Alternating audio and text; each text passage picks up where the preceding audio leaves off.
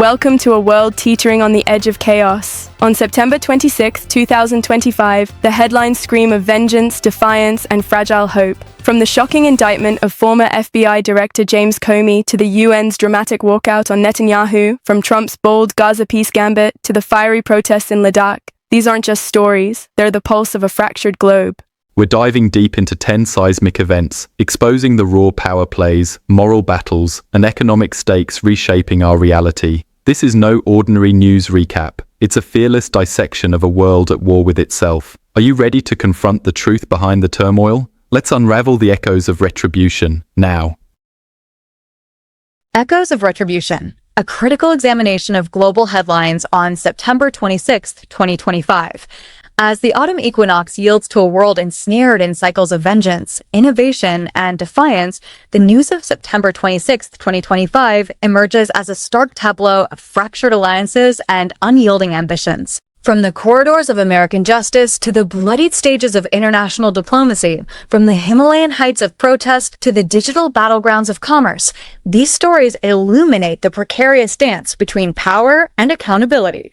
This essay undertakes a comprehensive analytical dissection of 10 defining narratives, employing lenses of political machinations, economic reverberations, ethical quandaries, and societal fractures to probe their depths. Critiques herein confront the shadows of authoritarian overreach, the commodification of conflict, the selective morality of global institutions, and the hollow victories of market dominance. In an epoch where truth is weaponized and borders blur under the weight of drones and tariffs, these headlines compel not mere observation, but a rigorous interrogation, demanding we reckon with the architects of our shared reality. 1. Ex-FBI Director James Comey indicted on criminal charges, the weaponization of justice. On September 25, 2025, a federal grand jury in Virginia indicted former FBI Director James Comey on charges of making false statements to Congress and obstruction of a congressional proceeding stemming from his September 30, 2020 testimony before the Senate Judiciary Committee. The two-count indictment accuses Comey of denying authorization for an anonymous source in media reports on the FBI's Trump-Russia probe, a claim prosecutors say he knew was false. Facing up to 5 years in prison, Comey, in an Instagram video, welcomed a trial to vindicate himself amid Trump's public calls for prosecution. Attorney General Pam Bondi hailed it as upholding the rule of law. This indictment dissects the politicization of the judiciary, timed just before the statute of limitations expired and following Trump's intensified pressure on the DOJ. It exemplifies retributive justice in a polarized America. Legally, it revives scrutiny of the Crossfire hurricane probe, but critics like Comey's lawyer argue it's a bare-bones case, reliant on a single disputed statement, potentially eroding prosecutorial credibility. Politically, it bolsters Trump's narrative of draining the swamp, appealing to his base amid midterm jockeying, yet risks alienating moderates wary of executive overreach. Economically, it diverts resources from pressing threats like cyber vulnerabilities, costing taxpayers millions in investigations. Ethically, it indicts the selective application of law. Comey's 2017 Clinton probe drew no such swift action, highlighting institutional bias. A politically incorrect critique. While Comey's leaks may substantiate accountability lapses, the indictment's timing reeks of vendetta, potentially normalizing prosecutions of dissenters in a democracy already strained by January 6's legacy. This case critiques the fragility of impartial justice, where personal grudges masquerade as public duty. 2. UN delegates walk out during Netanyahu's address, the theater of diplomatic defiance. Dozens of UN delegates staged a mass walkout at the 80th General Assembly on September 26, 2025, as Israeli Prime Minister Benjamin Netanyahu began his speech protesting Israel's Gaza operations amid vows to finish the job against Hamas. The exodus, echoing last year's protests, left the halls sparsely attended, with Netanyahu addressing hostages via Gaza loudspeakers and rebuking Western Palestinian statehood recognitions. Brazilian delegates donned keffiyehs while the U.S. applauded. Protests outside decried Netanyahu as a war criminal. This spectacle anatomizes multilateralism's erosion. The walkout, coordinated via Palestinian Authority letters, signals Israel's deepening isolation, with over 40 nations now recognizing Palestine. Politically, Netanyahu's defiance, broadcasting to Gaza despite 63,000 plus deaths, critiques performative diplomacy, prioritizing domestic hardliners over global consensus. Economically, it exacerbates Israel's $50 billion reconstruction burden, deterring investors amid boycotts. Ethically, the protest indicts complicity in alleged genocide, as UN experts label Gaza's plight a moral catastrophe. Yet, the empty hall underscores enforcement's impotence.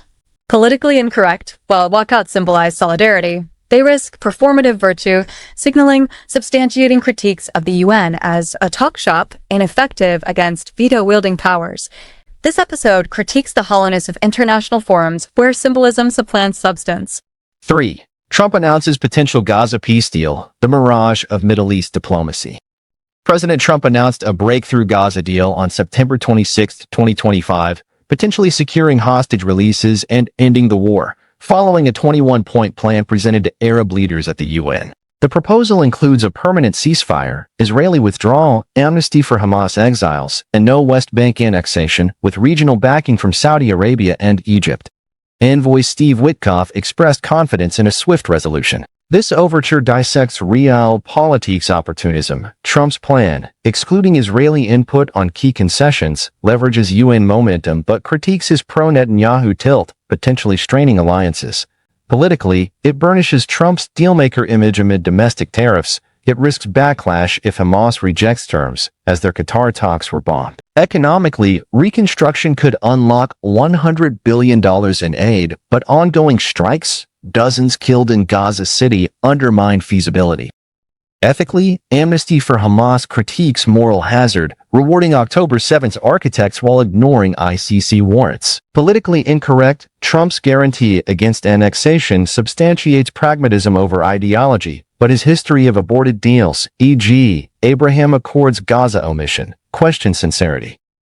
This announcement critiques diplomacy's fragility, where breakthroughs dissolve in the fog of war. 4. Israel bombs Yemen's capital, killing 8, the spiral of regional retaliation. Israeli airstrikes on Sana'a on September 25, 2025, killed 8 and wounded 142, targeting Houthi security and intelligence amid a drone attack on Eilat. The IDF's most powerful operation hit during Houthi leader Abdul Malik al-Houthi's speech, escalating after prior strikes, killing 31 journalists. Houthis vowed retaliation. This bombardment analyzes proxy warfare's vicious cycle. Israel's response to Houthi solidarity with Gaza, hundreds of attacks since 2023, dissects deterrence's failure, with civilian tolls mounting amid Yemen's famine. Politically, it unites Houthis domestically, but isolates Israel, as CPJ deems the journalist's deaths the deadliest press attack in 16 years. Economically, strikes disrupt $5 billion in Houthi-controlled trade, but fuel black markets. Ethically, targeting media echoes Gaza patterns, critiquing propaganda justifications for war crimes. Politically incorrect, Houthis' Iranian backing substantiates Israel's preemption, but disproportionate force risks radicalizing Yemen's youth. This assault critiques escalation's logic, where retaliation begets endless vendettas. 5. Sonam Wangchuk arrested in Ladakh protests, silencing the voice of Himalayan autonomy. Climate activist Sonam Wangchuk was arrested under the National Security Act on September 26, 2025, in Leh, days after violent statehood protests killed 4 and injured 90.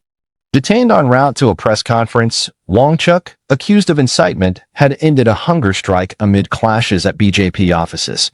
The government revoked his NGO's FCRA license, blaming provocative rhetoric. Wangchuk's detention dissects federalism's fault lines. Post-2019 bifurcation, Ladak's demands for 6th schedule protections, land, jobs, clash with Delhi's centralization, fueling Buddhist-Muslim unity against corporate plunder.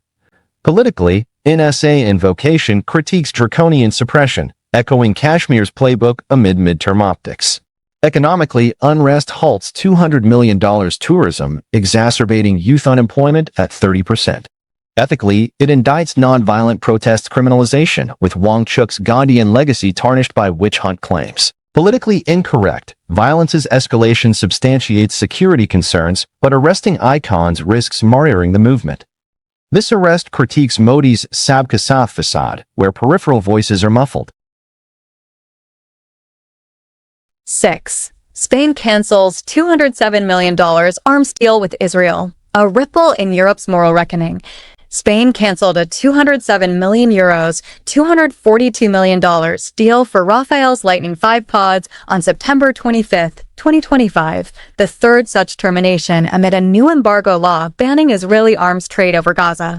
Following €700 million Elbit and €287 million Rafael cancellations, PM Pedro Sanchez enshrined the ban, citing humanitarian concerns. This severance analyzes ethical foreign policy's ascent. Spain's move, amid €1 billion in prior contracts, critiques EU complicity in Gaza's 63,000 deaths, aligning with recognitions by France and Britain.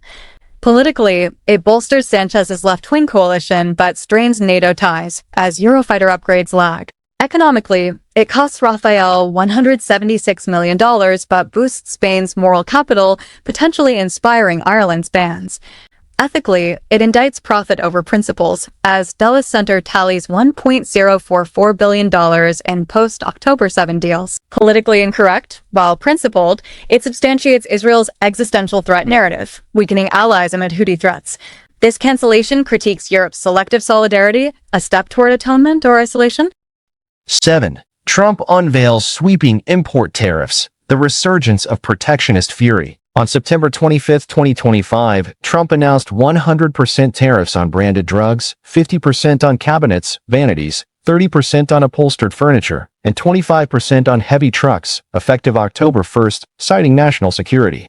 Exemptions apply to U.S. building firms. The move follows Section 232 probes. These tariffs dissect economic nationalism's double edge. Aimed at resharing $44 billion in pharma revenue, they critique offshoring's vulnerabilities but risk 10 to 20% drug price hikes, straining 200 million patients.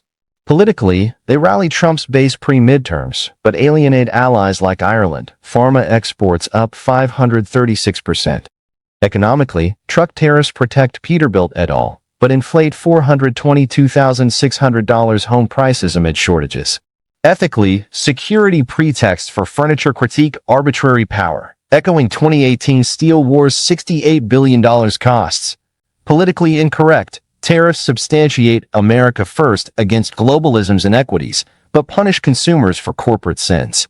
This salvo critiques trade's weaponization, fostering isolation over interdependence.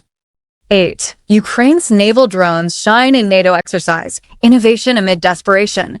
Ukrainian drones starred as the Red Team in Redness 2025, September 1st to 26th, testing 1,200 unmanned systems in Portugal, with Migura version 7.2 showcasing anti-ship tactics against NATO forces. The exercise focused on sea denial, drawing from Black Sea successes. This debut anatomizes asymmetric warfare's evolution. Ukraine's 61 drone contribution critiques Russia's naval dominance, validating $1 billion in Western aid. Politically, it bolsters Zelensky's UN pleas for support shifts, integrating Kiev into NATO's innovation ecosystem. Economically, Redness accelerates $10 billion in drone R&D, but Ukraine's $200 billion war cost strains budgets. Ethically, red teaming humanizes Ukraine's plight, yet risks glorifying conflict's tech arms race. Politically incorrect, drones' efficacy substantiates escalation, prolonging stalemates at civilian expense. This exercise critiques hybrid threats' rise, where innovation outpaces peace. 9. India advances to Asia Cup 2025 final, cricket's triumph over turmoil. India defeated Bangladesh by 41 runs on September 24, 2025, in Dubai's Superforce, posting 168 for 6, Abhishek Sharma 75, before Kuldeep Yadav, 3 for 18, and Bumrah 2 for 18, restricted them to 127, securing the final spot. Saif Hassan's 69 was futile. India eyes a 9th title. This victory dissects cricket's cultural hegemony. Abhishek's blitz critiques India's batting fragility, yet spin depth exposes Bangladesh's T20 limitations. Politically, it unites a polarized nation amid Ladakh unrest, boosting Modi's soft power. Economically, the $1 billion Asia Cup fuels BCCI's coffers, but fielding lapses, 67.5% efficiency, critique professionalism. Ethically, it distracts from Gaza parallels and regional tensions, glorifying sport over strife. Politically incorrect, dominance substantiates Big Three, inequities, marginalizing minnows like Bangladesh. This advance critiques cricket's escapism, a balm for geopolitical wounds. 10. Amazon settles Prime subscription lawsuit. The cost of digital deception. Amazon settled an FTC lawsuit for $2.5 billion on September 25, 2025, over deceptive Prime enrollments and cancellations, providing $1.5 billion in refunds to 35 million users and a $1 billion penalty. Eligible subscribers 2019 to 2025 get up to $51 automatically. The trial halted days in. This accord analyzes big tech's accountability. FTC's Roski violation claims critique dark patterns, trapping $197 million in $44 billion revenue, yet $2.5 billion is mere 5.6% of that. Politically, it vindicates Canara probes under Trump bans FTC, but Amazon's law-abiding retort questions enforcement's bite. Economically, refunds ease consumer burdens, but signal UI redesigns, costing millions. Ethically, it indicts consent erosion in subscription economies, affecting vulnerable users most. Politically incorrect, while deceptive, Prime's perks justify stickiness, substantiating market dominance over nanny-state interventions. This settlement critiques capitalism's fine print, where innovation veils exploitation. Conclusion. September 26, 2025's headlines forge a narrative of reprisal and resolve. Comey's indictment fractures trust, Netanyahu's address empties halls, Trump's Gaza Gambit dangles hope, Yemen strikes spiral vendettas, Wang Chuk's arrest stifles cries, Spain's embargo signals virtue, tariffs shield steel, drones defy seas, cricket crowns kings, and Amazon pays penance. Critically, they expose biases, retribution over reconciliation, profit over people, exhorting reforms, judicial firewalls, diplomatic teeth, equitable trades, and ethical innovations. In this maelstrom, progress demands critique scalpel, carving paths from chaos to cohesion.